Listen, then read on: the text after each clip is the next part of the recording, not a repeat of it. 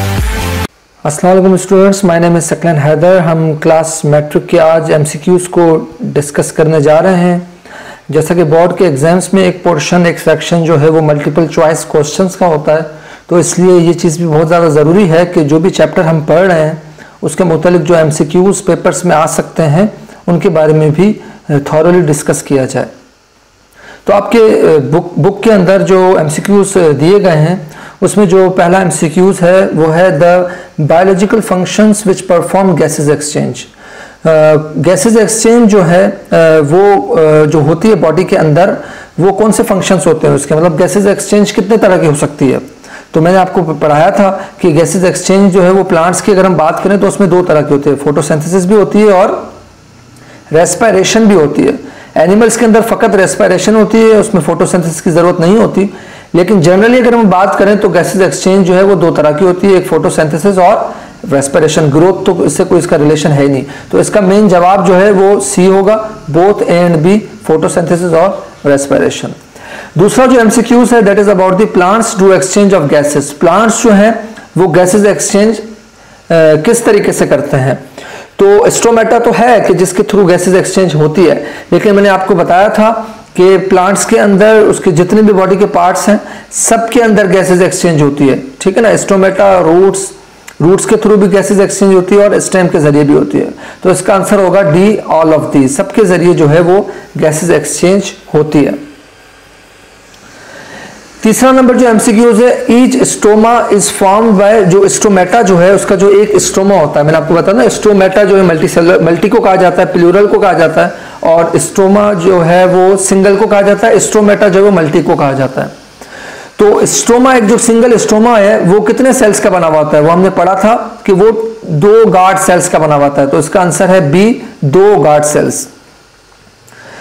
और MCQs number 4 है respiratory surface possess following properties. ये भी हम पढ़ चुके हैं कि रेस्पिरेटरी जो सरफेस होती है ह्यूमंस के अंदर या एनिमल्स के अंदर, उसकी मेन प्रॉपर्टीज कौन सी होती हैं, thin and wet, permeable, very large. मैंने आपको बताया था कि ये तीनों की तीनों प्रॉपर्टीज होती हैं रेस्पिरेटरी सरफेस की। तो इस एमसीक्यूज का आंसर है ऑल ऑफ दीज, क्योंकि रेस्पिरेटरी सरफेस परमिएबल भी होती है, थिन और वेट भी होती है और लार्ज भी होती है। अब जो हम रेस्पिरेशन करते हैं, जो हम सांस लेते हैं, वो 2 तरीके से होता है, एक इंस्पायरेशन होता है और दूसरा एक्सपायरेशन होता है। इंस्पायरेशन का मतलब ये है कि सांस को अंदर लेना, और एक्सपायरेशन का मतलब है सांस को बाहर निकालना। अगर हम इंस्पायरेशन की बात करें तो इंस्पायरेशन में क्या होता है, contraction of intercostal muscles, contraction of diaphragm, या मूवमेंट ऑफ रिब्स, या ए और बी दोनों।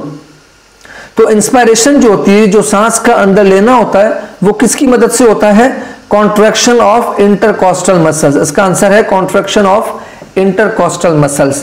डायफ्राम भी काम देता है रेस्पिरेशन में, लेकिन उसकी कॉन्ट्रैक्शन नहीं होती, ठीक है ना, एक्सपेंड होता है। जब हम सांस को अंदर लेते हैं तो डायफ्राम जो है वो एक्सपेंड हो रहा होता है, कॉन्ट्रैक्ट नहीं होता। तो इसका आंसर ए है। एमसीक्यूज नंबर 6 को अगर हम देखें कि larynx is located in, larynx जो वॉइस बॉक्स होता है, मैंने आपको बताया था कि वॉइस बॉक्स जो होता है वो कहां मौजूद होता है, वो बेसिकली ट्रैकिया, जो विंड पाइप होता है उसके ऊपर एक वॉइस बॉक्स होता है मौजूद, उसको, इसका आंसर होगा ट्रैकिया। एमसीक्यूज नंबर 6 को अगर हम देखें कि रेस्पिरेटरी सरफेस ऑफ ह्यूमन, इंसानों की जो रेस्पिरेटरी सरफेस है उसका नाम क्या है, उसका नाम है एल्वियोलाई। नोस्ट्रिल्स जो है नोज को कहा जाता है, ब्रोंक्यूल्स, ट्रैकिया, ये सारे रेस्पिरेटरी ऑर्गन्स शुमार होते हैं। रेस्पिरेटरी सरफेस जो है वो एल्वियोलाई होती है। Increase in rate of breathing is due to the following. Rate of breathing, सांस बहुत ज्यादा हमारा उसका रेट जो है हाई स्पीड हो जाए, तेज हो जाए, उसकी वजह क्या है, increase carbon dioxide in blood, increase oxygen in blood, decrease carbon dioxide in blood, या डिक्रीज ऑक्सीजन इन ब्लड। इसका जो आंसर है वो है increase carbon dioxide in blood. अगर हमारे ब्लड के अंदर कार्बन डाइऑक्साइड की तादाद बढ़ जाए, बहुत ज्यादा कार्बन डाइऑक्साइड हो जाए, तो हमारा रेट ऑफ ब्रीथिंग जो है वो बहुत ज्यादा बढ़ जाता है, ठीक है। तो ये 8 एमसीक्यूज थे जो आपकी बुक में मेंशन थे। इसके बाद जो दूसरा, जो 9th नंबर पे जो एमसीक्यूज है वो ये है, विच of the following disorder is associated with degeneration of alveoli. वो कौन सा डिसऑर्डर है, हमने रेस्पिरेटरी डिसऑर्डर में पढ़ा था कि जिसकी वजह से एल्वियोलाई जो है वो डिजेनरेट हो जाता है, एल्वियोलाई की डिस्ट्रक्शन होती है। उस बीमारी को क्या कहा जाता है।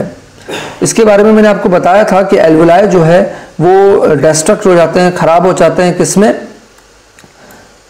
फाइजीमा जो डिजीज होती है, डिसऑर्डर जो होता है, इसकी वजह से जो है वो एल्वुलाई जो डिजेनरेट होना स्टार्ट हो जाते हैं।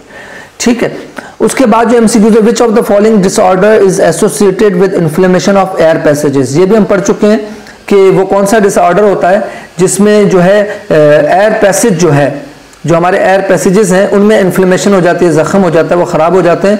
वो आपको पता है कि उसका आंसर होगा ब्रोंकाइटिस। ब्रोंकाइटिस जो है उसकी वजह से जो है इन्फ्लेमेशन हो जाती है एयर पैसेजेस में, और इस डिसऑर्डर को कहा जाता है ब्रोंकाइटिस। ये तो थे वो एमसीक्यूज जो कि आपकी मैट्रिक क्लास की बुक में मौजूद थे, लेकिन मैं आपके लिए कुछ और एमसीक्यूज लेके आया हूँ ताकि आप उनकी स्टडी करके आप बोर्ड के एग्जाम्स को इजीली सॉल्व कर सकें। इसमें जो पहला एमसीक्यूज है वो है the process of gases exchange involves. जो गैसेज एक्सचेंज का जो मेन प्रोसेस होता है वो बेसिकली मेन काम क्या करता है। अब इसमें बहुत सारे काम लिखे हुए हैं जो कि आपको लगे कि हाँ ये भी काम गैसेज एक्सचेंज का है, लेकिन मेन पर्टिकुलर काम अगर गैसेज एक्सचेंज का वो क्या है। अगर पहला एमसीक्यू हम पढ़ें कि breakdown of carbon hydrogen bond, क्या गैसेज एक्सचेंज की वजह से कार्बन हाइड्रोजन का बॉन्ड टूटता है? या physical movement that take air in and out of the body, या ये फिजिकल मूवमेंट होती है जिसकी वजह से हवा अंदर और बाहर जाती है। Getting oxygen from the air and removing carbon dioxide, ये इसका आंसर जो है ना परफेक्ट है कि गैसेज एक्सचेंज में क्या होता है कि ऑक्सीजन जो है वो हवा से अंदर आती है और कार्बन डाइऑक्साइड हवा से बाहर निकलती है। तो सो सी इज द राइट आंसर। दूसरा जो एमसीक्यू है, most of the gases exchange in a leaf occurs through, ज्यादातर जो गैसेज एक्सचेंज है वो लीफ में किसके जरिए से होती है? मोस्टली किसके जरिए से होती है? तो हम पढ़ चुके हैं कि ये बेसिकली स्टोमेटा की मदद से होती है। स्टोमेटा जो है वो लीव्स के ऊपर स्मॉल छोटे से पोर होते हैं, सुराख होते हैं, जिसकी वजह से जो गैसेस है वो इन और आउट होना शुरू हो जाती हैं। तीसरा जो एमसीक्यू है, how many bronchi are there in the air passage. Bronchi किसे कहा जाता है? जैसे कि हमारा जो रेस्पिरेटरी सिस्टम होता है उसमें नोज होता है, लैरिंक्स होता है, ट्रैकिया होता है। ट्रैकिया में से दो ट्यूब्स निकलती हैं जो मुख्तलिफ लंग, लेफ्ट और राइट लंग्स के अंदर जाती हैं, उनको ब्रोंकाई कहा जाता है। अब ये पूछ रहा है कि हमारी बॉडी के अंदर या जो एयर पैसेज है उसके अंदर कितने ब्रोंकाई होते हैं? तो वो बेसिकली दो होते हैं, एक लंग्स की तरफ जा रहा होता है और दूसरा दूसरे लंग्स की तरफ। तो इसका आंसर है बी। फोर्थ नंबर एमसीक्यू है, where does the gases exchange occur in humans. इंसानों के अंदर गैसेज एक्सचेंज कहां होता है? हम पिछले एमसीक्यूज में पढ़ चुके हैं कि एल्वुलाई जो पाउच, स्मॉल पाउचेस होते हैं लंग्स के अंदर, जिसे हम एल्वुलाई कहते हैं, बेसिकली इनके अंदर मेन जो है ना गैसेज एक्सचेंज होता है, क्योंकि इनको रेस्पिरेटरी सरफेस ऑफ ह्यूमंस कहा जाता है एल्वुलाई को।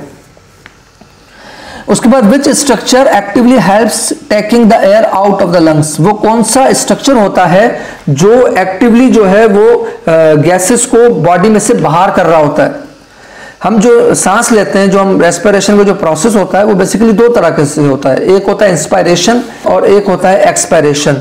इंस्पायरेशन में गैसेस बॉडी के अंदर आती हैं और एक्सपायरेशन में गैसेस बॉडी से बाहर चली जाती हैं।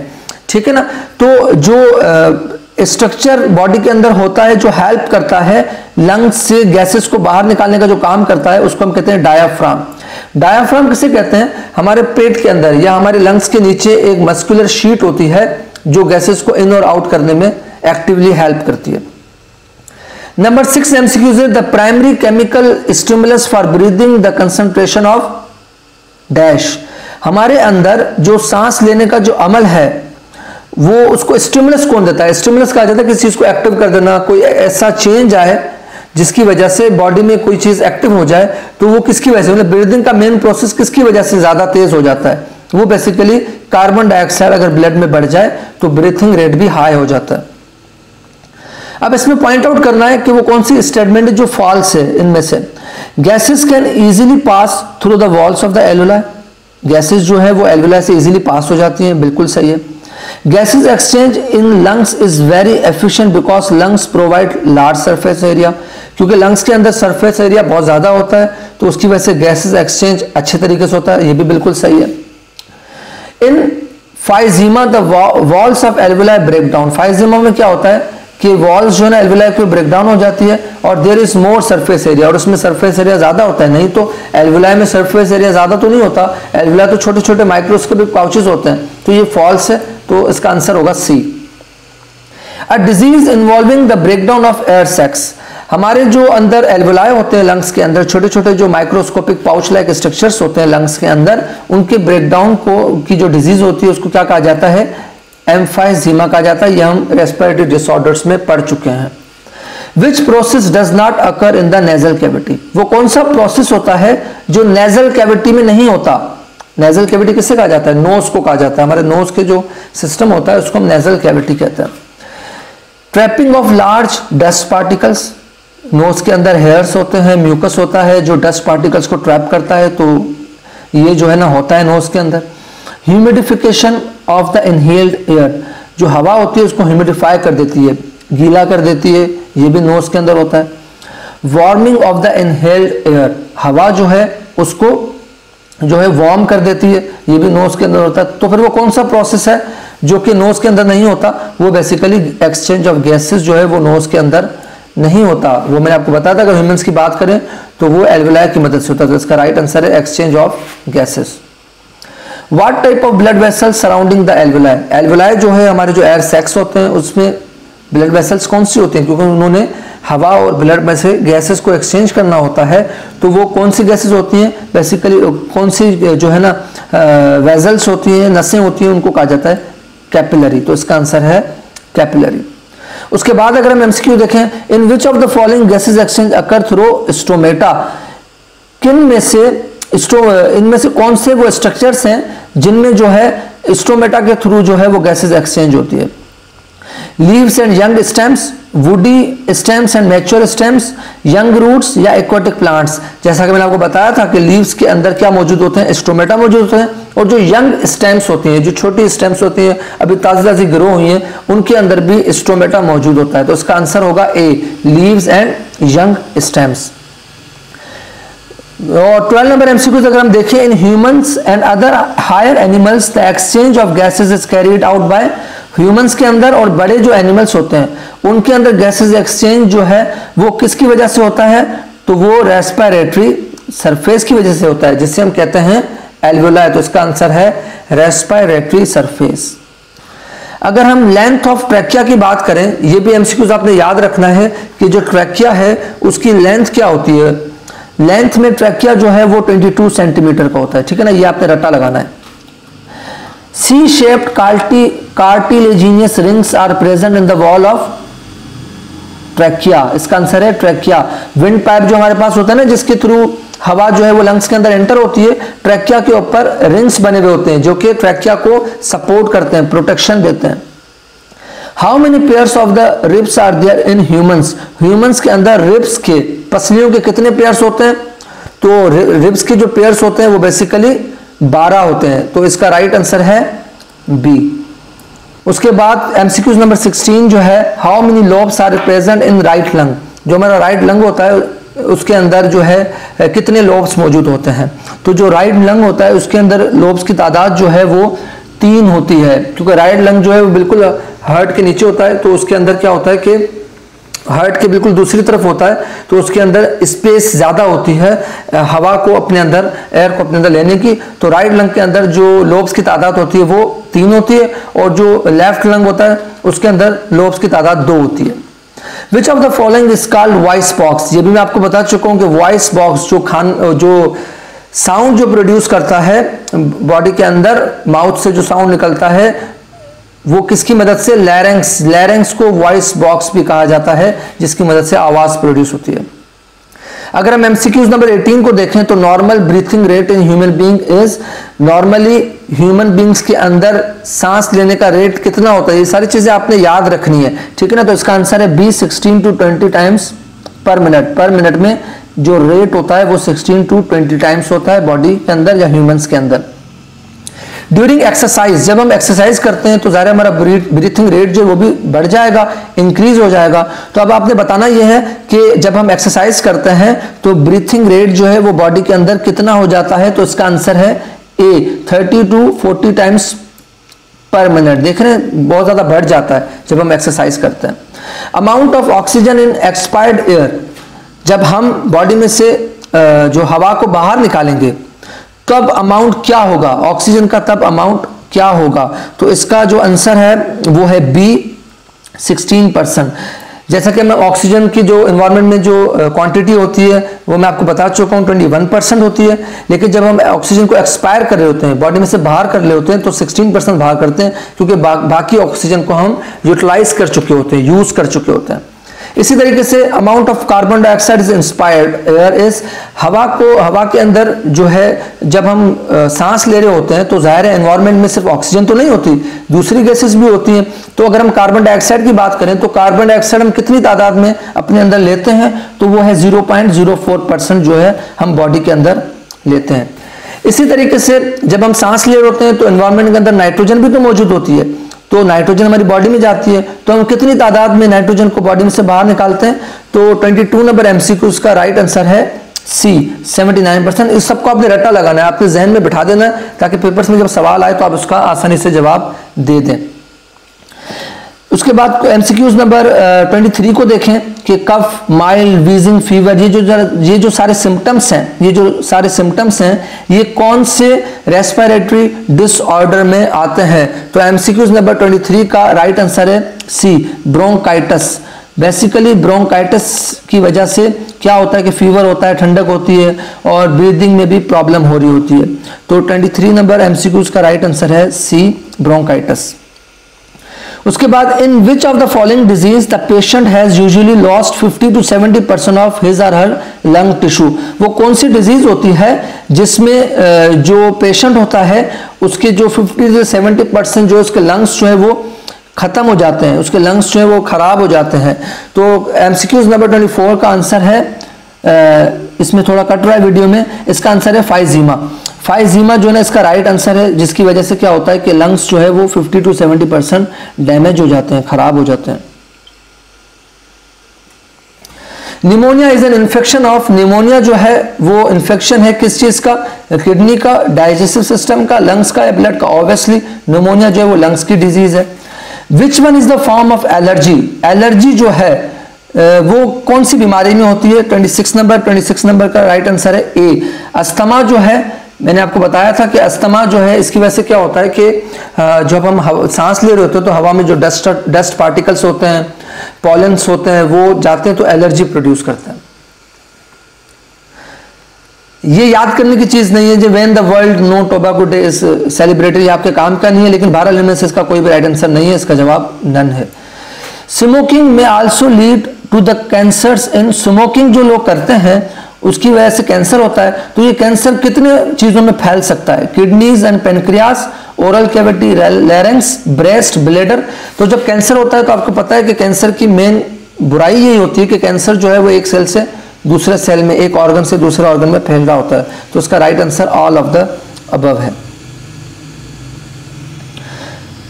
The destruction of wall of alveoli, alveoli जो है जो एयर सैक्स होते हैं माइक्रोस्कोपिक, इसकी डिस्ट्रक्शन की जो डिजीज है उसको क्या कहा जाता है, 29 नंबर का आंसर है बी फाइजीमा। फाइजीमा जब भी आए आप याद रख लें कि एल्वुलाई में, एयर सैक्स में जो भी डिजीज होगी वो फाइजीमा ही कहलाएगी।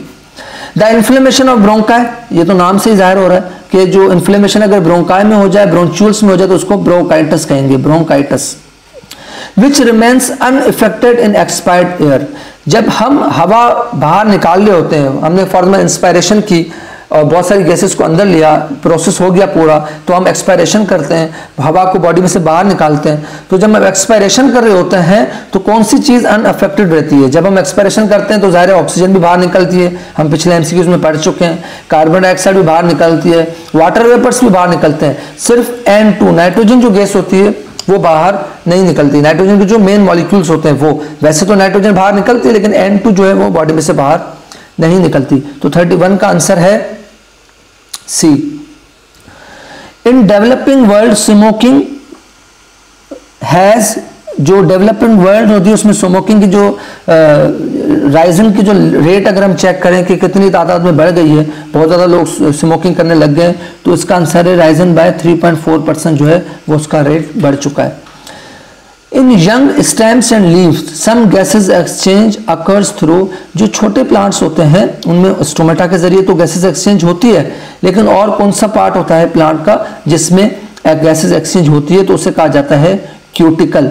क्यूटिकल जो है वो बेसिकली लीव्स के ऊपर एक लेयर होती है, आप देखा होगा लीव्स ऊपर से शाइन कर रहे होते हैं, ऑयल की तरह लेयर एक बनी हुई होती है, उसे क्यूटिकल कहा जाता है, इसके थ्रू भी गैसेज एक्सचेंज होता है। तो ये एमसीक्यूज थे। उम्मीद है कि आपको लेक्चर पसंद आया होगा और आपकी नॉलेज में भी इजाफा हुआ होगा। ये आपको हेल्प करेंगे आगे चल के बोर्ड के एग्जाम्स में। अपना ख्याल रखिएगा, दुआ में याद रखिएगा। अल्लाह हाफिज़।